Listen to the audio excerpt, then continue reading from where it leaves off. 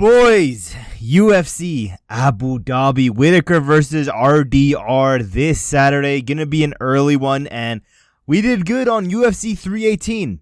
We're gonna do just as good on this card. We're acing this card. In the past few cards, we've done crazy well. We've done some of the best, honestly, just some of the best, some of the rarest predictions on YouTube. I'm not gonna lie. With that being said, we're gonna run through this entire card, give you guys my rare predictions on who's gonna win and how. Always starting with those early prelims. Bantamweight division, Davey Grant, Blackshear. Davey Grant's, one of these volume strikers with decent power, decent grappling, good movement, and he has a good ability to finish fights with submission, KO, or I guess he could go to the decision. He has been pretty inconsistent though recently, as well as let's not act like this dude ain't past his prime. And no, he ain't no Michael Johnson out here being nearly 40 years old, able to compete with these up-and-coming young bucks. I'm sorry, Davey Grant. It just ain't the same.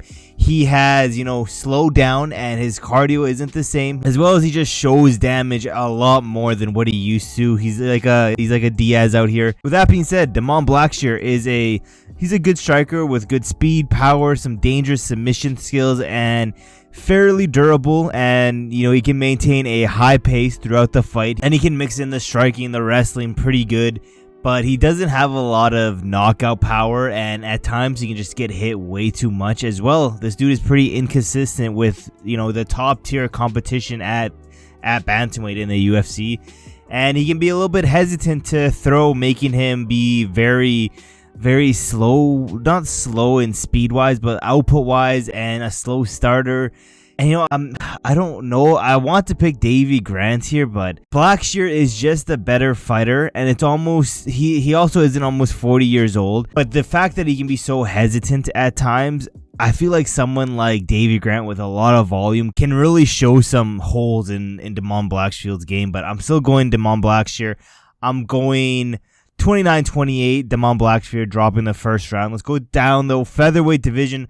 Mohammad Yahya taking on Steven Nguyen, I think is how you say this dude's name. Don't really care. With that being said, Yahya is a well-rounded fighter, good kickboxing background with good KO power, a good reach for the division, and he has good takedown defense and good ground control. But, his striking defense and especially his chin is extremely worrying. With, this dude has a very low guard, and he does tend to get hit clean a lot. Steven's a well-rounded fighter with, a very good overhand, some good power, and dangerous submission threats with, multiple guillotine chokes, and he has good takedown defense as well. He can switch stances and have some pretty effective striking, but cardio slows down, and he does struggle with high-level UFC fighters. With that being said, I can see this so clearly. Mohammad Yahya with his hands low, chin in the air. I see Steven landing a nasty overhand, catching Yahya clean as he tries to step backwards. And it's not going to put out Yahya. He has some he's good at cockroaching his way out of being flatlined. He'll be rocked. He'll go down, but he'll try to bounce right back up. And when that happens, Steven's getting that neck, and he's getting another guillotine choke. He's going to rock Yahya bad with the overhand and finish the job off with a guillotine. Mark my words. Let's go round 2, guillotine submission. Moving down, heavyweight division.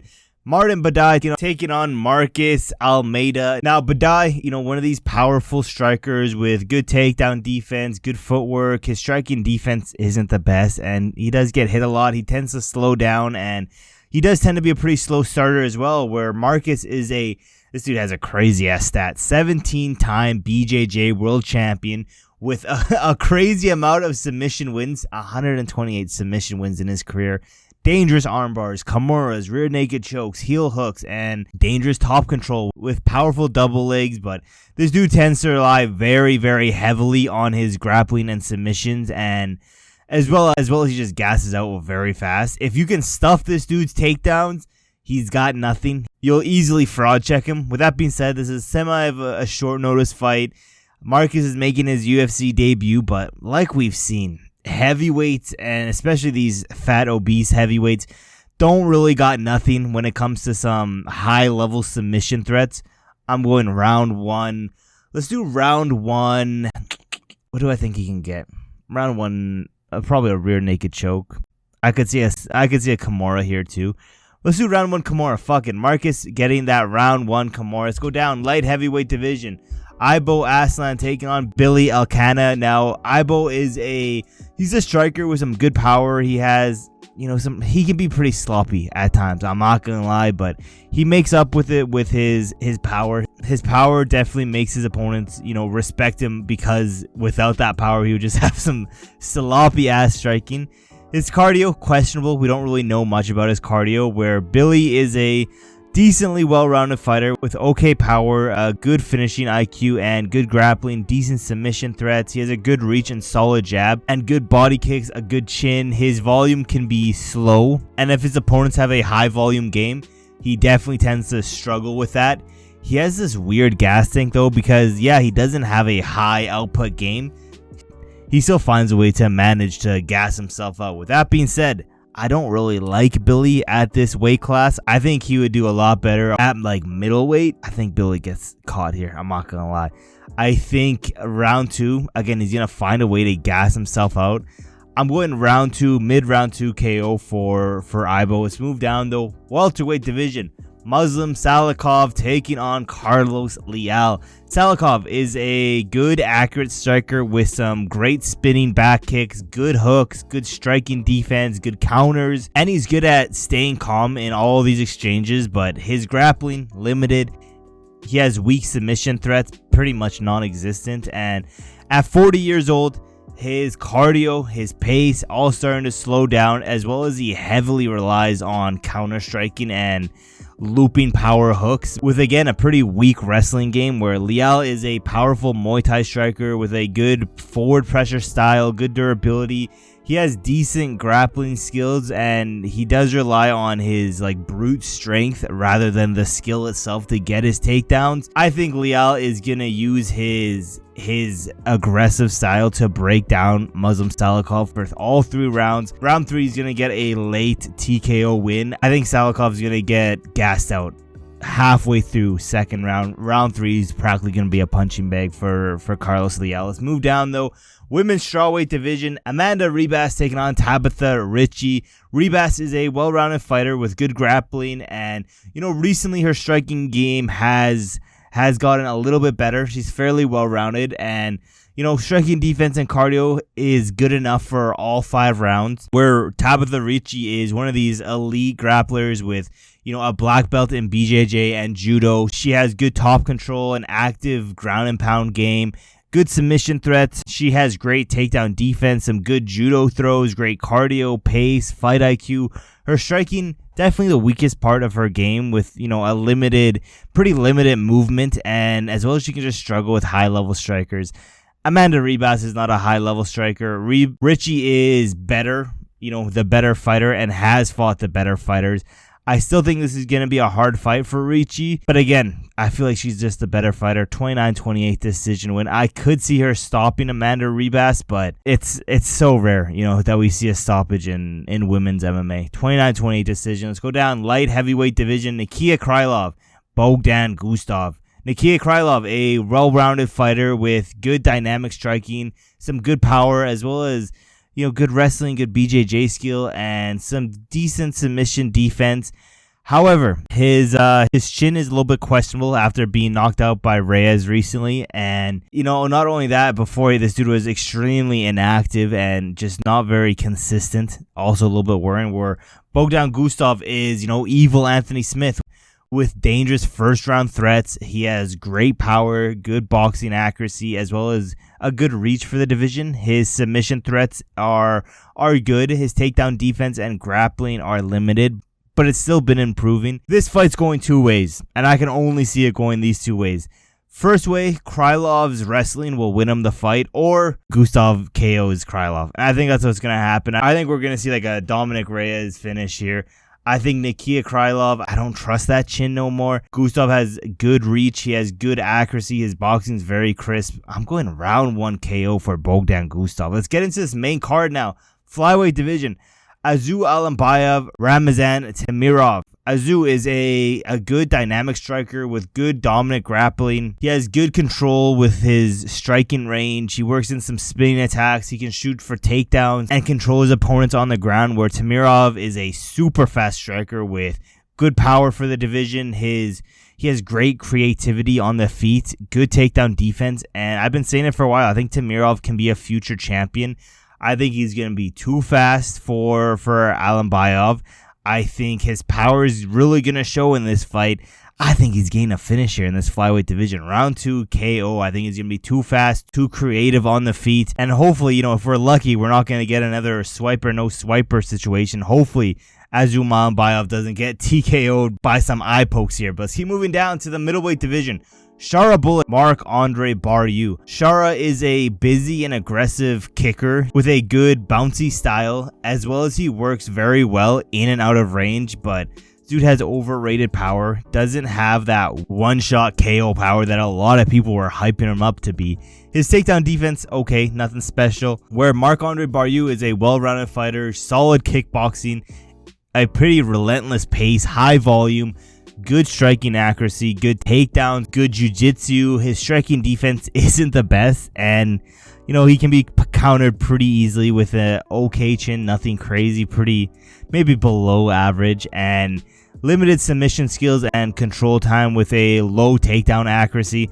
This is going to be a striking battle, and Shara is a better striker. Marc-Andre Barriaux has the more power. I think Shara is going to be the faster striker and is going to be in and out. I don't think Marc-Andre Barriaux is going to have much success finding Shara Bullet. I don't think he's going to get hit much. I think Shara is going to find the chin before Marc-Andre Barriaux does. Round 2 KO for Shara Bullet. Probably some highlight reel, to be honest. Let's go down, though. Bantamweight division. Bryce Mitchell, Said Nurmagomedov. Bryce Mitchell moving down to bantamweight. He's a dominant grappler, having a black belt BJJ with a strong wrestling base, good at controlling his opponents on the ground, good takedowns, good top control, decent cardio, nothing crazy. However, his striking isn't very good, and he definitely relies on his grappling to get the win here. Where Said is a flashy, dynamic striker who is good at using his length to keep people at his range. He's dangerous both in and out of the pocket, and obviously, because of his last name, people assume he's like a crazy ground game guy. He's not really that good. He has okay takedown defense, but other than that, this dude's more of a striker than anything else. This is honestly one of the most even fights on this card, but I still believe in my boy. I still believe in Bryce Mitchell. I think his ground game is better. I think he'll be able to take down Said, and I think he's getting a finish on the ground, TKO, ground and pound style, round 2. And again, this is an even fight. I could easily see Said catching Bryce Mitchell. I could see him, going to a decision, outstriking Bryce Mitchell to a decision. It's an even-ass fight. I got to ride with my boy, though. Let's keep moving down. Also in that bantamweight division, I believe this is a co-main event. Petr Yan, Marcus McGhee. Yan is a elite striker with great combinations, good power, good hooks, uppercuts, great pressure, good takedown defense, scrambles, and is fairly all-around well-rounded, but he doesn't have much of a submission threat. He has good top control. He has dangerous ground and pound. His cardio and pace is good enough for over 5 rounds. He has a high fight IQ, but this dude is notoriously a slow starter and needs at least 1 round to, get into the fight, where Marcus McGhee is a high output technical striker with good KO power, good accuracy, a strong jab, good leg kicks, body kicks. His striking defense is good, as well as he has good takedown defense. He's good at staying composed with his aggressive style, but if you can neutralize his pressure, he becomes very one-dimensional, I noticed. And I think Yan is still one of the best bantamweights. Let's not act like this dude isn't still one of the best bantamweights. And the only person he's struggled against is a champ. I don't think he's going to get a finish here, but what I can say is this dude is 100% losing round 1, and then he's probably going to win round 2 and 3, win a 29-28 decision here. Petr Yan still getting it done. Arguably, it's so hard for Petr Yan because this dude got molested by the champ, and it's so hard to come back from such a such a bad molesting that it leaves a sour taste in a lot of people's mouth. Like, why is this dude gonna get a title shot when Merab did whatever he wanted to him? But yeah, I don't know if Jan gets the title shot after this. I don't know what's next for Jan, but I think he's winning this one. Decision win. Let's get into this main event now. Middleweight division. My boy Bobby Knuckles taking on RDR. Now, Robert Whittaker, again, is still one of the best middleweight fighters in the world, with great striking, good accuracy, a dangerous jab, dangerous left hook, some good uppercuts, leg kicks, and he can be dangerous, again, inside and outside of the pocket. He has great footwork and this bouncing style that helps him cover distance fast. His takedown defense is great, and, you know, he has some good scrambles and is hard to keep him down. Unless your name is, of course, Chimaev, it's hard to take this dude down and keep him down.